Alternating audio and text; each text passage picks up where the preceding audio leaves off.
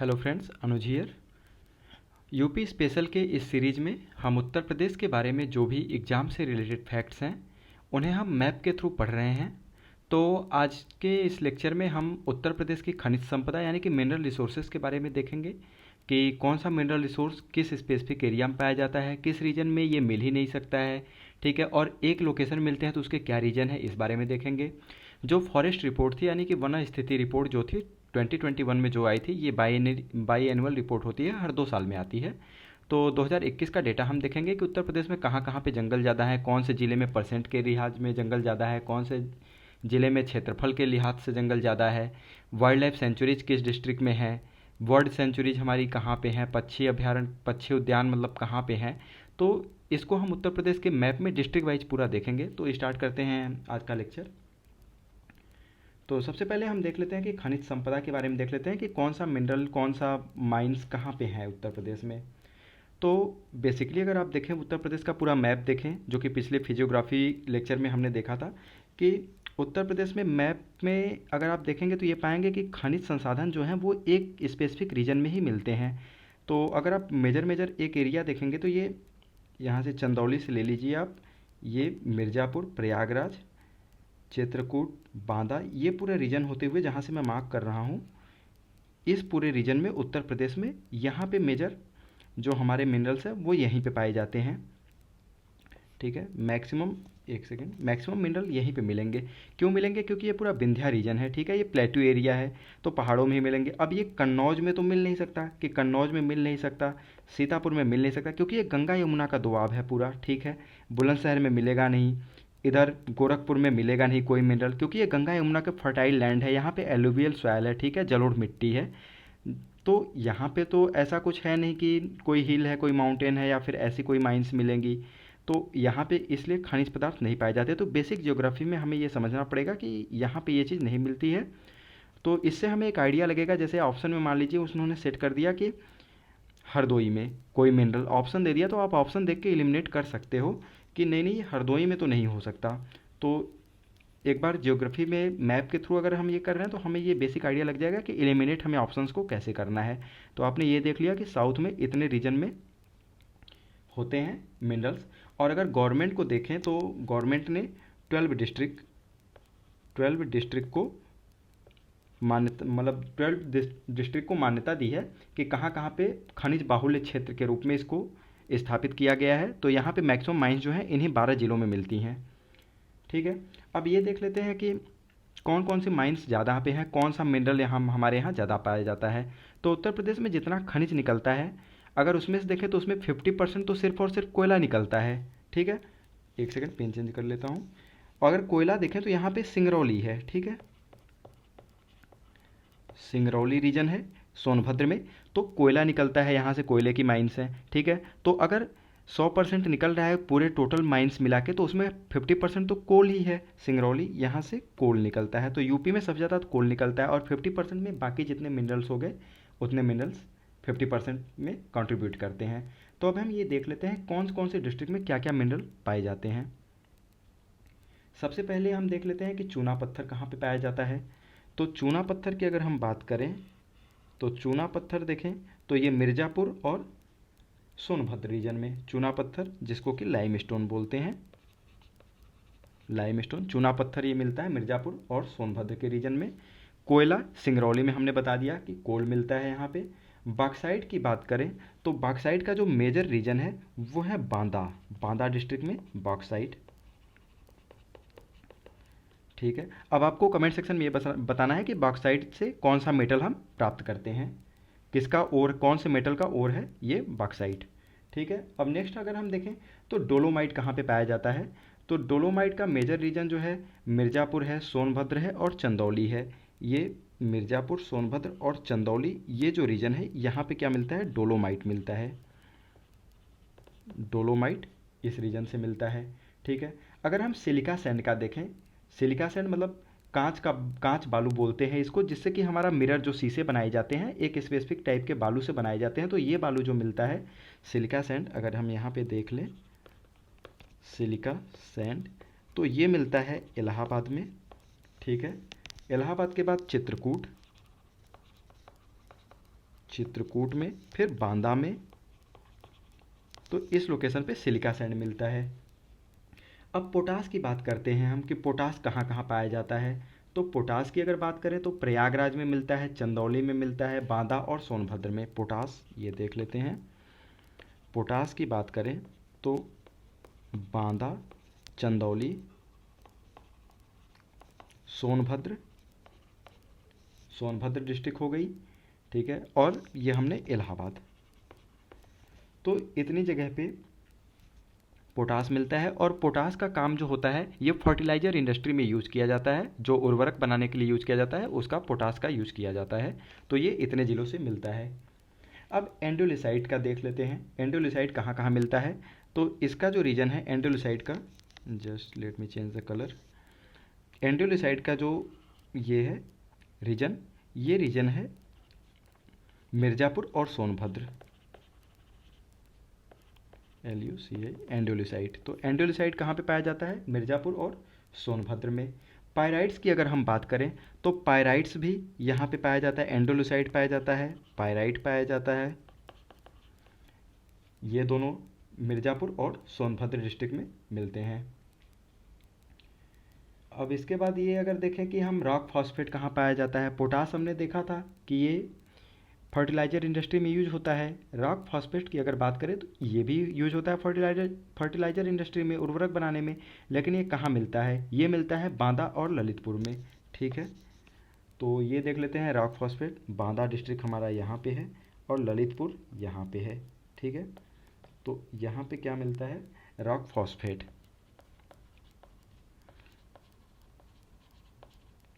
Rock phosphate हमें मिलता है बांदा से और ललितपुर से। अगर हीरा देखें कि हीरा कहाँ से पाया जाता है, तो ये हम यहाँ पे देख लेते हैं डायमंड। डायमंड की अगर हम बात करें तो ये दो डिस्ट्रिक्ट में पाया जाता है, बांदा में और मिर्ज़ापुर में, ठीक है। बांदा एंड मिर्ज़ापुर में दो डिस्ट्रिक्ट में हीरा पाया जाता है। सोने की अगर बात करें तो अभी काफ़ी करीब 5-6 महीने पहले काफ़ी न्यूज़ में था कि सोनभद्र में कोई हिल थी, तो वहाँ पे सोने के काफ़ी ज़्यादा मात्रा में भंडार पाए गए और सोनभद्र का नाम भी कहा जाता है कि सोने के भंडार के नाम पे ही पड़ा हुआ है। तो सबसे मैक्सिमम पॉसिबिलिटी जो होती है तो ये गोल्ड की यहाँ से होती है। बट गोल्ड जो होता है प्लेसर डिपॉजिट के रूप में भी पाया जाता है। नदियों के जो रेत जमती है तो उसको प्लेसर डिपॉजिट बोलते हैं, तो वहाँ पे भी पाया जाता है। और ये रामगंगा की जो रेत होती है, शारदा, रामगंगा और सोन नदी की रेत में भी पाया जाता है। और अगर हम तांबा देखते हैं तो तांबा कहाँ से मिलता है? तांबा हमें मिलता है ललितपुर से, प्लेटिनम हमें मिलता है ललितपुर से और यूरेनियम मिलता है ललितपुर से। तो एक बार हम ललितपुर का देख लेते हैं, ललितपुर में क्या क्या मिलता है। तो ललितपुर में प्लेटिनम मिलता है, प्लेटिनम, यूरेनियम। यूरेनियम जो है उत्तर प्रदेश में सिर्फ और सिर्फ ललितपुर डिस्ट्रिक्ट से मिलता है, ठीक है। और तांबा, ये तीन चीज़ें हमें ललितपुर डिस्ट्रिक्ट से मिलती हैं। और रॉक फॉस्फेट भी बांदा और ललितपुर दोनों डिस्ट्रिक्ट से मिलता है। संगमरमर की अगर हम बात करें तो संगमरमर मिलता है मिर्ज़ापुर और झांसी से, ठीक है। मिर्ज़ापुर डिस्ट्रिक्ट ये डिस्ट्रिक्ट हो गई और झांसी, ठीक है। यहाँ से हमें क्या मिलता है? यहाँ से मिलता है संगमरमर, ठीक है। ये लिख लेते हैं हम। मार्बल जो होता है मिर्ज़ापुर एंड झांसी से, झांसी डिस्ट्रिक्ट से मिलता है। एस्बेस्टस की बात करें तो ये भी asbestos, ASBES, asbestos and marble. तो ये दोनों जो हैं एस्बेस्टस एंड मार्बल मिर्ज़ापुर और झांसी डिस्ट्रिक्ट दोनों जगह पाए जाते हैं, ठीक है। सैंड स्टोन की अगर हम बात करें तो अब आप लोगों ने हिस्ट्री में भी पढ़ा होगा कि बहुत सारे मॉन्यूमेंट्स हमारे सैंड स्टोन के बने हुए हैं। तो वो कहाँ पर पाया जाता है? वो चुनार, अहरौरा, ये रीजन है मिर्ज़ापुर में। तो मिर्ज़ापुर में सैंड स्टोन पाया जाता है, ठीक है। जो कि बहुत सारे मेडिवल टाइम में अगर आप देखेंगे तो बहुत सारे मॉन्यूमेंट्स जो हैं वो उस समय बने हुए हैं। अब ग्रेफाइट की बात करते हैं तो ग्रेफाइट कहाँ से मिलता है? ग्रेफाइट मिलता है हमीरपुर और चुनार, एक प्लेस है मिर्ज़ापुर में, तो वहाँ से ग्रेफाइट मिलता है। ग्रेफाइट, चुनार, ये प्लेस है मिर्ज़ापुर में। और हमीरपुर डिस्ट्रिक्ट में, ठीक है। हमीरपुर डिस्ट्रिक्ट ये पार्ट है बुंदेलखंड का।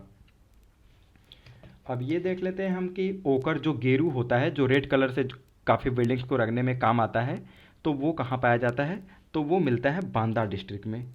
ये बांदा डिस्ट्रिक्ट है, यहाँ से ओकर मिलता है, या फिर इसी को गेरू बोलते हैं, ठीक है। ये लाल कलर का होता है।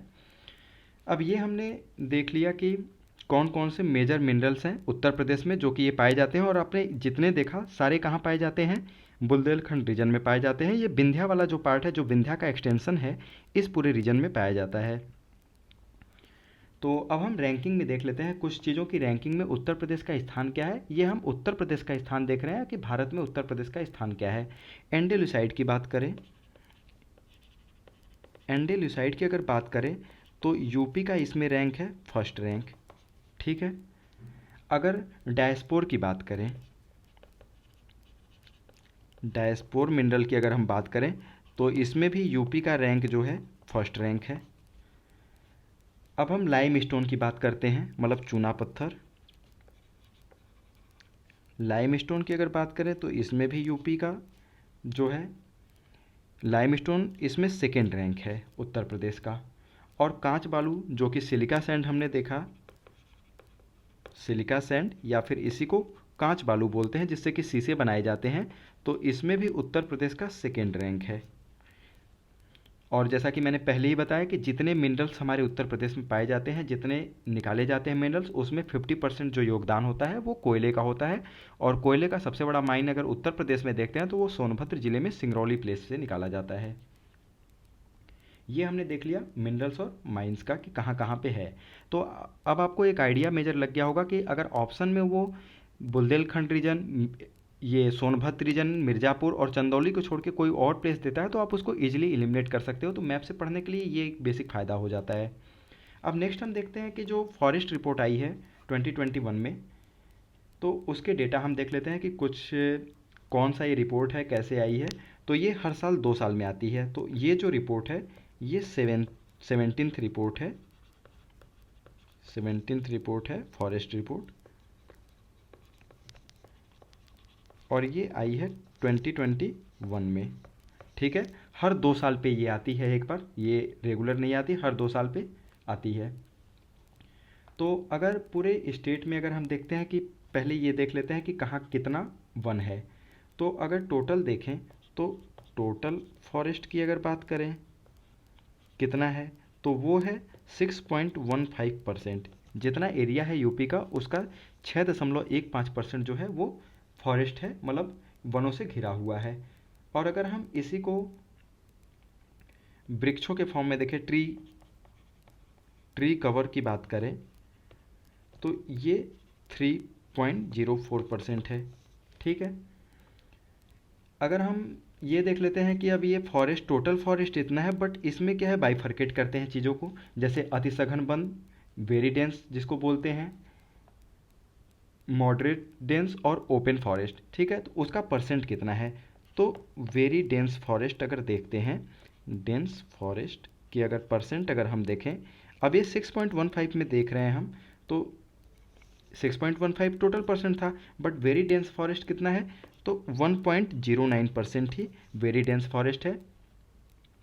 और मॉडरेट डेंस फॉरेस्ट अगर हम देखते हैं, डेंस फॉरेस्ट की अगर हम बात करें मॉडरेट की, तो ये 1.67% ये है यूपी का। और ओपन फॉरेस्ट, यूपी का जो मेजर एरिया है वो ओपन फॉरेस्ट है, तो सबसे ज़्यादा यही है।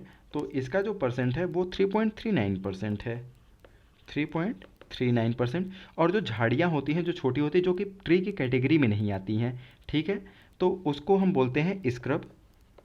तो स्क्रब का अगर परसेंट देखें तो 0.23% ये उत्तर प्रदेश में झाड़ियाँ हैं। तो ये एक मेजर फैक्टर हो, मेजर डेटा हो गया जो कि हमें याद रहना चाहिए, और ये पता होना चाहिए कि सबसे ज़्यादा जंगल कौन सा है, तो वो ओपन फॉरेस्ट है हमारे यहाँ, ठीक है। वेरी डेंस फॉरेस्ट की अगर बात करें तो ये कहाँ मिलेगा, तो ये वेरी डेंस फॉरेस्ट अगर हम देखें तो जहाँ पे क्लाइमेट अच्छा रहेगा, पानी की अवेलेबिलिटी अच्छी रहेगी, तो ये पूरा जो तराई रीजन है, तराई रीजन में सॉल फॉरेस्ट पाए जाते हैं, ठीक है। साल वृक्ष वो नेचुरली ग्रोन होते हैं वहाँ पे। तो जो मेजर जो वेरी डेंस फॉरेस्ट का जो एरिया देखेंगे आप, तो ये पूरा तराई रीजन होगा।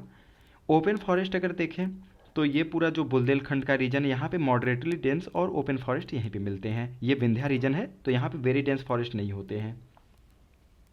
अब हमें ये देख लेना है कि सबसे जो अति सघन जो वेरी डेंस फॉरेस्ट वाला एरिया है, सबसे ज़्यादा क्षेत्रफल कहाँ पे है, तो वो लखीमपुर खीरी में है। ठीक है, ये लखीमपुर खीरी में, यहाँ पे क्या है, मैक्सिमम एरिया ऑफ, एक सेकेंड, मैक्सिमम एरिया है किसका, वेरी डेंस फॉरेस्ट का, वेरी डेंस फॉरेस्ट।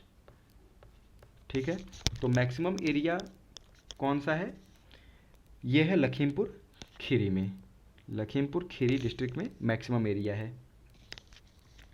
अब आगे देखें अगर, तो सर्वाधिक खुले, ये तो हमने देख लिया सघन वाला। अगर खुले ओपन फॉरेस्ट का अगर हम देखते हैं तो उसका मैक्सिमम एरिया है सोनभद्र। ठीक है, ये हो गया ओपन फॉरेस्ट। ओपन फॉरेस्ट में क्या हो गया, मैक्सिमम एरिया कि सबसे ज़्यादा अगर क्षेत्रफल के बारे में बात करें तो सबसे ज़्यादा जो ओपन फॉरेस्ट है, जो खुले वन है, सोनभद्र में है, लेकिन वेरी डेंस फॉरेस्ट जो सबसे सघन वन है वो पाए जाते हैं लखीमपुर खीरी में। अब सर्वाधिक वन क्षेत्रफल वाले ज़िले की बात कर लेते हैं। ठीक है, कि ये रैंकिंग देख लेते हैं, ये एग्जाम में कभी कभी पूछ लेता है कि कौन कौन से ज़िलों में ज़्यादा वन क्षेत्रफल है। तो एरिया वाइज अगर हम देखें तो एरिया की अगर हम बात करें तो सबसे ज़्यादा जो जंगल है वो है सोनभद्र में, सोनभद्र डिस्ट्रिक्ट में। इसके बाद लखीमपुर खीरी में दूसरे नंबर पे है। इसके बाद तीसरे नंबर पे मिर्ज़ापुर है, मिर्ज़ापुर डिस्ट्रिक्ट। ठीक है, ये हमने देख लिया एरिया वाइज। ठीक है, अब हम परसेंटेज के अगर टर्म में देखते हैं कि सर्वाधिक 1% कितना है, तो इन टर्म ऑफ परसेंटेज अगर ये देखते हैं हम, तो सर्वाधिक प्रतिशत जो है वो मिलेगा सोनभद्र में, सोनभद्र। इसके बाद जो रीजन आएगा ये चंदौली हो जाएगा, चंदौली। और इसके बाद तीसरे रैंक पे है चित्रकूट। तो ये जो परसेंटेज वाला एरिया है ये आपको अच्छे से याद रखना है, क्योंकि ये चंदौली और चित्रकूट ये जो दोनों हैं यहाँ पे आप कंफ्यूज हो सकते हो। ठीक है, क्योंकि चंदौली क्या है, एरिया वाइज छोटा है, बट परसेंटेज के टर्म में देखें तो यहाँ फॉरेस्ट एरिया काफ़ी ज़्यादा है। अब हमने ये देख लिया कि सबसे कम क्षेत्रफल वाला देखें कि क्षेत्रफल में सबसे कम, तो जो मिनिमम एरिया है, मिनिमम एरिया जो है, एरिया में अगर देखें फॉरेस्ट कहाँ पे है, भदोही में है, भदोही में है। इसको भदोही का नाम संत रविदास नगर है ऑफिशियल नेम जो है। और सबसे कम का अगर रैंकिंग अगर आप देखेंगे तो भदोही, भदोही के बाद जो है मऊ है, भदोही के बाद मऊ है, और मऊ के बाद मैनपुरी है। तो ये इसकी रैंकिंग हो गई। और परसेंटेज के टर्म में अगर देखें, ये हमने मिनिमम परसेंटेज, ये जो है ये मैक्सिमम का है, ये भी मैक्सिमम परसेंट का है। अब हम मिनिमम परसेंट का देखें तो मिनिमम परसेंट में भदोही ये है, फिर है मैनपुरी। ठीक है, मैनपुरी, मैनपुरी के बाद देवरिया है। तो ये कुछ फैक्ट हैं जो कि याद रहने चाहिए, ये एग्जाम में कभी भी पूछे जा सकते हैं। और उत्तर प्रदेश का जो पहला 1 ग्राम है, जो कि ये सोनभद्र डिस्ट्रिक्ट में है, पहला जो 1 ग्राम, ये है सोनभद्र डिस्ट्रिक्ट का बेलहत्थी ग्राम, बेलहत्थी विलेज। और ये कहाँ पे है, सोनभद्र में है, ये सोनभद्र डिस्ट्रिक्ट में है। तो ये आप देख लीजिएगा, मैक्सिमम एरिया के बारे में जब देखेंगे तो सोनभद्र होगा, परसेंटेज के वाइज में जब देखेंगे तब भी सोनभद्र होगा, मिनिमम एरिया वाइज देखेंगे तब भी भदोही होगा, और मिनिमम परसेंट वाइज देखेंगे तब भी भदोही होगा। तो ये दोनों तो याद करना बहुत ईजी है, बट मिनिमम का जब आप मैक्सिमम का परसेंटेज और मिनिमम का देखेंगे तो ये ऑर्डर आपको याद करना पड़ेगा, क्योंकि इसमें चेंज हो जाता है पूरी तरह से, और यहाँ पे गेस करना थोड़ा मुश्किल टास्क हो जाएगा एक, तो इसको हमें याद ही करना पड़ेगा। तो ये फैक्ट हम याद कर लेंगे, देख लेंगे अच्छे से 2-3 बार। अब आगे अगर हम देखें तो यहाँ पे 2021 का डेटा है और ये एग्ज़ाम में अभी पूछा जा सकता है, एग्ज़ाम के पर्सपेक्टिव से काफ़ी इंपॉर्टेंट है। और अब आगे देखते हैं हम, तो यहाँ पे देख लेते हैं कि उत्तर प्रदेश में जैसे कुछ प्राणी उद्यान हैं, जैसे अभी एक रानीगंज टाइगर रिजर्व बनाने की बात चल रही है, उसको कैबिनेट से नोड मिल चुका है। तो ये देख लेते हैं वो कहाँ कहाँ पे सिचुएटेड है और कब कब बने हुए थे, कैसे हुए थे और किस चीज़ के लिए बने हुए हैं। ठीक है, तो जैसे टोटल प्राणी उद्यान या फिर चिड़ियाघर की अगर बात करें तो 3 है हमारे यहाँ कि टोटल प्राणी उद्यान, इसको हम मैप में देख लेंगे कि टोटल प्राणी उद्यान एक तो हमारा लखनऊ में है, कानपुर और लखनऊ, ठीक है, कानपुर में है और गोरखपुर में है, गोरखपुर में है। यहाँ पे क्या है, चिड़ियाघर है, ठीक है, या फिर प्राणी उद्यान है। तो ये टोटल यूपी में 3 प्राणी उद्यान हैं, ये हमें याद रखना है कि प्राणी उद्यान 3 है। और सबसे लेटेस्ट वाला जो है वो हमारा है गोरखपुर में। लखनऊ और कानपुर की बात करें, अब हम लखनऊ एंड कानपुर की बात करते हैं। तो यहाँ पे लखनऊ और कानपुर में क्या है, तितली पार्क यहाँ पे बना हुआ है, ठीक है। तो उत्तर प्रदेश में तितली पार्क की स्थापना की गई है, कहाँ कहाँ पे की गई है, वो की गई है लखनऊ में और कानपुर में। अब ऊपर जो प्राणी उद्यान हमने पढ़ा, तो लखनऊ में जो प्राणी उद्यान है वो नवाब वाजिद अली शाह प्राणी उद्यान उसको बोलते हैं। कानपुर की अगर हम बात करें तो कानपुर के प्राणी उद्यान को एलन फॉरेस्ट प्राणी उद्यान बोलते हैं। और जो गोरखपुर में सबसे नया वाला बना है वो शहीद अशफाक उल्लाह के नाम पे रखा गया है, ठीक है। अगर हम देखें कि भारत का, ये सिर्फ उत्तर प्रदेश का नहीं अभी तो भारत का प्रथम रात्रि वन्य जीव पार्क जो है, नाइट सफारी जो है, वो कहाँ पे बना है, तो वो ग्रेटर नोएडा में बना है। ग्रेटर नोएडा यानी कि गौतम बुद्ध नगर का हेडक्वार्टर है। तो यहाँ पे नाइट सफारी बनी हुई है, फर्स्ट है ये कि नाइट सफारी। तो ये बना है ग्रेटर नोएडा में, जो कि गौतम बुद्ध नगर का हेडक्वार्टर है। लायन सफारी की अगर हम बात करते हैं और एलिफेंट सफारी, ठीक है, तो ये चंबल अभ्यारण्य जो बना हुआ है, तो चंबल अभ्यारण्य में लायन एंड एलिफेंट सफारी, अगर इसकी बात करें तो ये चंबल सेंचुरी में बना हुआ है, ठीक है। चंबल सेंचुरी में ये 2 लायंस के लिए बना हुआ है और एलिफेंट के लिए बना हुआ है। और हाथियों के पुनर्वास के लिए रेस्क्यू सेंटर, जैसे हाथियों को पकड़ के लाया गया, कहीं से रेस्क्यू किया गया, उनको चोट लग गई है या फिर कुछ मैड हो गए हैं, तो उनके लिए जो सेंटर बनाया गया है, रिहैब सेंटर, पुनर्वास सेंटर जो भी बनाया गया है, तो वो चंबल सेंचुरी में ही बनाया गया है, ठीक है। तो ये बता दिया हमने कि हाथियों के लिए और शेर के लिए यानी कि लायन के लिए। देश का सबसे बड़ा घड़ियाल अभ्यारण्य, अब ये घड़ियाल की अगर हम बात करते हैं तो ये चंबल नदी क्षेत्र में पाए जाते हैं। कि घड़ियाल की बात करें तो ये चंबल नदी, और ये मेनली ये जो इसका रीजन है इटावा, ये इधर पूरा जो रीजन है तो इधर ये पाए जाते हैं। डॉल्फिन सूचना केंद्र का, अगर देश का पहला डॉल्फिन सूचना केंद्र, तो वो भी चंबल नदी क्षेत्र है, ठीक है। तो घड़ियाल का अगर हम देखें और डॉल्फिन का देखें, घड़ियाल और डॉल्फिन का अगर हम देखें तो ये कहाँ पे है, ये चंबल। तो आप देख रहे होंगे कि मेजर जो ये प्राणी उद्यान बने हैं ये इसी रीजन में बने हैं, ठीक है। तो इससे आपको मैप से एक आइडिया लगेगा कि कहाँ पे वो है। भालुओं के पुनर्वास के लिए अगर देखें तो ये मथुरा कहाँ पे है, यहाँ पे है। तो ये भालुओं के पुनर्वास के लिए एक सेंटर यहाँ पे बनाया गया है मथुरा में। किसके लिए है, तो ये है भालुओं के पुनर्वास के लिए। अब आगे देखते हैं कि मयूर संरक्षण केंद्र कहाँ है। मयूर संरक्षण केंद्र ये भी मथुरा में वृंदावन प्लेस है। तो ये पिकॉक्स के संरक्षण के लिए, मयूर के मोर के संरक्षण के लिए ये केंद्र बनाया गया है। अब एक क्वेश्चन है कि सर्वाधिक प्रजातियों की पक्षियाँ मिलती हैं। अभी तक हमने जितना देखा कि ये लायन के लिए, एलिफेंट के लिए, घड़ियाल के लिए, डॉल्फिन के लिए, वैसे ही पक्षियों के लिए जब देखेंगे सर्वाधिक पक्षी अगर उत्तर प्रदेश में देखेंगे, पक्षियों की प्रजाति के बारे में देखेंगे, तो सबसे ज़्यादा जो पक्षी की प्रजाति होती है वो चंबल क्षेत्र में ही पाई जाती है। ठीक है, राष्ट्रीय चंबल जो अभ्यारण्य है, नेशनल चंबल सेंचुरी, वहीं पे सबसे ज़्यादा पाई जाती है। और अगर उत्तर प्रदेश में राष्ट्रीय उद्यान मतलब नेशनल पार्क की बात करें तो सिर्फ एक नेशनल पार्क है, वो दुधवा नेशनल पार्क है, जो कि लखीमपुर खीरी में है। यहाँ पे है दुधवा, दुधवा नेशनल पार्क।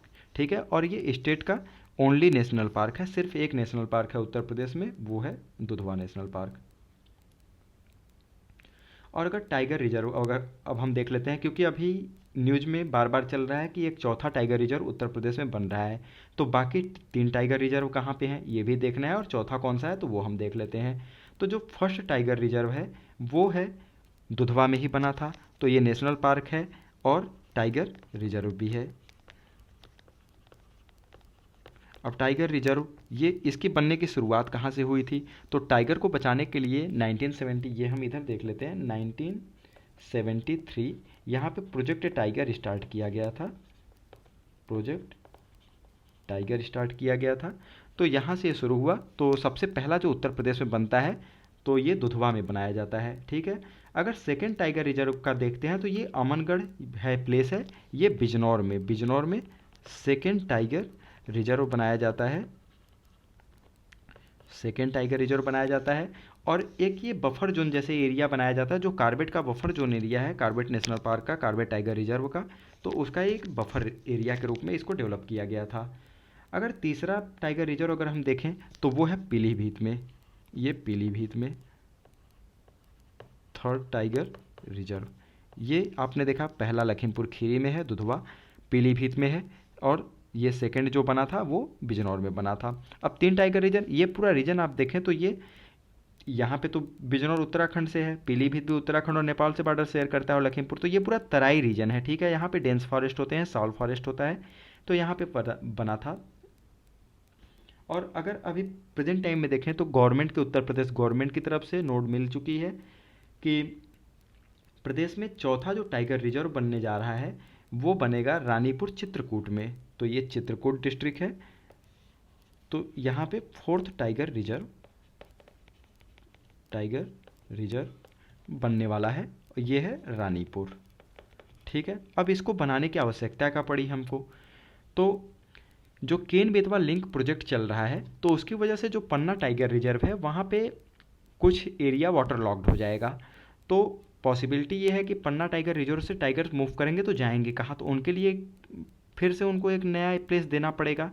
तो उसके लिए रानीपुर टाइगर रिजर्व का ये जो एरिया है, वाइल्ड लाइफ सेंचुरी थी, रानीपुर पहले वाइल्ड लाइफ सेंचुरी थी, इसका स्टेटस बढ़ा के टाइगर रिजर्व के रूप में इसको बढ़ाया गया है। और अब जो वाटर लॉक्ड हो जाएगा वो एरिया, उसको कंपनसेट करने के लिए ये बनाया जा रहा है। तो ये 4 टोटल हमारे पास टाइगर रिजर्व हैं उत्तर प्रदेश में, और पहला हमें याद रखना है कि दुधवा टाइगर रिजर्व जो नेशनल पार्क है, यहाँ पे पहला टाइगर रिजर्व बनाया गया था।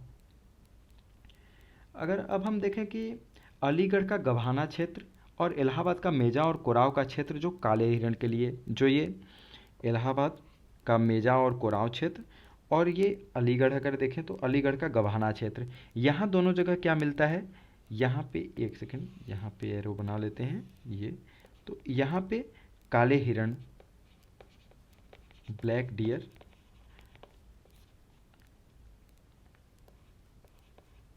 तो यहाँ पे ये मिलते हैं, तो अलीगढ़ और इलाहाबाद जोन में। ठीक है, अगर अब हम वाइल्ड लाइफ वन्य जीव विहार जो भी हैं, अगर इनकी अगर हम लोकेशन देखते हैं तो नेक्स्ट मैप में हम देख लेते हैं, हमारे पास मैप है। ठीक है, तो हम मैप में अगर देखें तो चंद्रप्रभा वन्य जीव विहार ये कहाँ पे है, तो चंदौली में क्या है, चंद्रप्रभा है,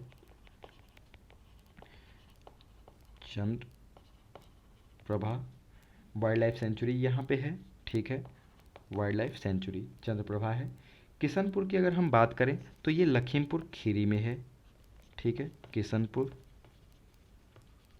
किशनपुर वाइल्ड लाइफ सेंचुरी है, कहाँ पे, लखीमपुर खीरी में। कतरनिया घाट की अगर हम बात करें तो ये बहराइच में है, बहराइच में कतरनिया घाट है, कतरनिया घाट वाइल्ड लाइफ सेंचुरी, ये कहाँ पे है? ये बहराइच में है। रानीपुर वाइल्ड लाइफ सेंचुरी जो चित्रकूट में बताया था, अब इसको टाइगर रिजर्व बना दिया गया है, तो ये रानीपुर अब ये क्या है? टाइगर रिजर्व है, टाइगर रिजर्व, और ये उत्तर प्रदेश का चौथा टाइगर रिजर्व है। ठीक है। महावीर स्वामी वन्य जीव विहार की अगर हम बात करें तो ये ललितपुर में है। ललितपुर में कौन सा है? Mahavir Swami, Mahavir Swami wild life sanctuary. अगर चंबल सेंचुरी की बात करें, चंबल सेंचुरी जो है आगरा, इटावा और औरैया में फैला हुआ है। आगरा, ये पूरा ये रीजन आगरा, इटावा और औरैया, ये पूरा रीजन जो है चंबल सेंचुरी है, चंबल वाइल्ड लाइफ सेंचुरी। यहीं पे चंबल में हमने देखा कि लायन के लिए सफारी बनी हुई है, एलिफेंट के लिए सफारी बनी हुई है। ठीक है। एलिफेंट के लिए जो पुनर्वास स्थान है वो बना हुआ है। यहीं पे घड़ियाल के लिए, घड़ियाल यहाँ पे पाए जाते हैं। तो ये वाइल्ड लाइफ सेंचुरी जो है चंबल है। कैमूर की अगर हम बात करें तो मिर्ज़ापुर और सोनभद्र रीजन में, ये मिर्ज़ापुर का और ये सोनभद्र का रीजन, तो यहाँ पे कैमूर वाइल्ड लाइफ सेंचुरी है, कैमूर वाइल्ड लाइफ सेंचुरी। ये कहाँ पे है? मिर्ज़ापुर और सोनभद्र रीजन में है। हस्तिनापुर वाइल्ड लाइफ सेंचुरी की अगर हम बात करें तो मेरठ, मुजफ्फरनगर, हापुड़, अमरोहा, बिजनौर, तो ये पूरा मेरठ यहाँ पे जो है, यहाँ पे है हमारा हस्तिनापुर वन्यजीव sanctuary, Hastinapur wildlife sanctuary, Hastinapur wildlife sanctuary. ठीक है। तो और सबसे बड़ा जो वाइल्ड लाइफ सेंचुरी है हमारा वो है हस्तिनापुर, ये लार्जेस्ट भी है। तो ये हमें याद रखना है कि ये लार्जेस्ट है, लार्जेस्ट ऑफ स्टेट, मतलब उत्तर प्रदेश में सबसे बड़ा जो वाइल्ड लाइफ सेंचुरी है वो है हस्तिनापुर वाइल्ड लाइफ सेंचुरी। और अगर सबसे छोटे की बात करें तो वो है महावीर स्वामी, जो कि ललितपुर डिस्ट्रिक्ट में है, ये स्मॉलेस्ट है। तो ये हमने देख लिया कि कौन सी वाइल्ड लाइफ सेंचुरी कहाँ पे लोकेटेड है। अब हम देख लेते हैं कि जो पक्षी विहार हैं, ये उत्तर प्रदेश में कुछ पक्षी विहार भी हैं जो प्रीवियस ईयर पेपर में अगर आप देखेंगे तो वहाँ पे क्वेश्चन इससे पूछे जा चुके हैं। तो अब हम वो देख लेते हैं कि पक्षी विहार कहाँ कहाँ पे स्थापित हैं। तो नवाबगंज पक्षी विहार एक सुना होगा, ये चंद्रशेखर आज़ाद के नाम पे है, कि चंद्रशेखर आज़ाद पक्षी विहार जो है ये उन्नाव में है, उन्नाव डिस्ट्रिक्ट यहाँ पे है। तो यहाँ पे Nawabganj bird sanctuary, Nawabganj bird sanctuary. ठीक है। ये कहाँ पे है? उन्नाव डिस्ट्रिक्ट में है। लाख बहौस पक्षी सेंचुरी। ठीक है। अब लाख बहौस की बात कर रहा है तो ये है कन्नौज में। ठीक है। Lakh Bahosi bird sanctuary. ठीक है। ये बर्ड सेंचुरी को हम रेड पेन से दिखा रहे हैं, तो ये आप याद रखिएगा कि जितने भी रेड से हैं वो बर्ड सेंचुरी हैं। तो ये लाख बहौस कहाँ पे है? कन्नौज में है। सैंडी जो बर्ड सेंचुरी है ये हरदोई में है। हरदोई डिस्ट्रिक्ट कहाँ पे है? यहाँ पे है। तो यहाँ पे कौन सी है? सैंडी, सांडी जिसको बोलते हैं, सैंडी या सांडी, सांडी बर्ड सेंचुरी, ये है हरदोई में। बखीरा की अगर हम बात करें कि बखीरा पक्षी विहार हमारा कहाँ पे है, तो बखीरा पक्षी विहार हमारा है संत कबीर नगर में। संत कबीर नगर की लोकेशन ये रही, संत कबीर नगर, और यहाँ पे है बखीरा, बखीरा बर्ड सेंचुरी। ठीक है। ओखला की बात करें तो ये ओखला जो है ये गाजियाबाद और गौतम बुद्ध नगर, नोएडा, यानी कि नोएडा और गाजियाबाद में है। तो ओखला बर्ड सेंचुरी अगर हम देखें तो ये पूरा रीजन है, यहाँ पे है ओखला, ओखला बर्ड सेंचुरी। ठीक है। ये है गाजियाबाद और नोएडा में। समन पक्षी विहार, समन बर्ड सेंचुरी की अगर हम बात करें तो ये है मैनपुरी में, मैनपुरी डिस्ट्रिक्ट यहाँ पे है। तो मैनपुरी में कौन सी है? समन, समन बर्ड सेंचुरी कहाँ पे है? समन पक्षी विहार है हमारा मैनपुरी में। विजय सागर पक्षी विहार कहाँ पे है? महोबा और हमीरपुर डिस्ट्रिक्ट है। तो महोबा और हमीरपुर अगर डिस्ट्रिक्ट का देखें तो ये है, और यहाँ पे कौन सा है? यहाँ पे है हमारा विजय सागर, विजय सागर बर्ड सेंचुरी। पटना पक्षी विहार, अब ये हमें देखना है कि ये किस नाम से है? पटना के नाम से है। तो पटना पक्षी विहार कहाँ पे है, तो पटना पक्षी विहार हमारा ये लोकेशन होती है एटा में। तो ये एक अलग नाम है, तो हमें याद रखना है कि पटना पक्षी विहार, पटना बर्ड सेंचुरी, ये एटा डिस्ट्रिक्ट में है। सुरहा ताल, सुरहा ताल इनका ना पक्षी विहार, और इसका नाम ये जाना जाता है जेपी के नाम से, जयप्रकाश नारायण के नाम से। तो जेपी के नाम से है तो आप लोकेशन के हिसाब से भी गेस कर सकते हो कि जेपी का एक्टिव कहाँ थे, किस क्षेत्र में थे, पूर्वांचल क्षेत्र में एक्टिव थे। तो सुरहा ताल की अगर हम बात करें तो ये बलिया में है, सुरहा ताल। ठीक है, सुरहा ताल बर्ड सेंचुरी ये जेपी के नाम पे है, जयप्रकाश नारायण बर्ड सेंचुरी, तो ये है बलिया में। सुर सरोवर पक्षी विहार, ठीक है, सुर सरोवर पक्षी विहार की अगर हम बात करें तो ये आगरा में है। आगरा में कौन सा है, सुर सरोवर, सरोवर बर्ड सेंचुरी, ठीक है, ये है आगरा में। और भीमराव अंबेडकर पक्षी विहार, ये देखें तो ये प्रतापगढ़ में है। ठीक, और एक हम देख लेते हैं कि समसपुर पक्षी विहार है। समसपुर पक्षी विहार अब कहाँ है, ये है रायबरेली में। रायबरेली में कौन सा है, समसपुर है। समसपुर पक्षी विहार जो है ये रायबरेली में है। और गोंडा डिस्ट्रिक्ट में, गोंडा डिस्ट्रिक्ट में एक पक्षी विहार है जिसका नाम है पार्वती अरगाह, पार्वती अरगा बर्ड सेंचुरी, ये कहाँ पे है, गोंडा डिस्ट्रिक्ट में है। ठीक है, तो ये हमने लोकेशन देख ली कि कहाँ पे वाइल्ड लाइफ सेंचुरी है, कहाँ पे बर्ड सेंचुरी है, माइंस कहाँ पे थे। तो ये चीज़ें हमने इस लेक्चर में कवर कर ली है। बाकी नेक्स्ट लेक्चर में हम देखते हैं कि जो भी यूपी का रह गया है उसको हम नेक्स्ट लेक्चर में कवर करने की कोशिश करेंगे। तो अभी इसको पढ़िए और मैप को एक बार अच्छे से मैप की रीडिंग लीजिए और डिस्ट्रिक्ट वाइज लोकेशन देख लीजिए कि कौन से डिस्ट्रिक्ट में कहाँ लोकेशन है, माइंस कहाँ पाए जाते हैं, किस लोकेशन में पाए जाते हैं, क्यों यहीं पे पाए जाते हैं। तो इससे आपको एक बेसिक आइडिया लग जाएगा और आप वहाँ पे गेस एलिमिनेशन टेक्निक और गेस में एक स्मार्ट गेस ले सकते हैं। So thank you for watching, signing off.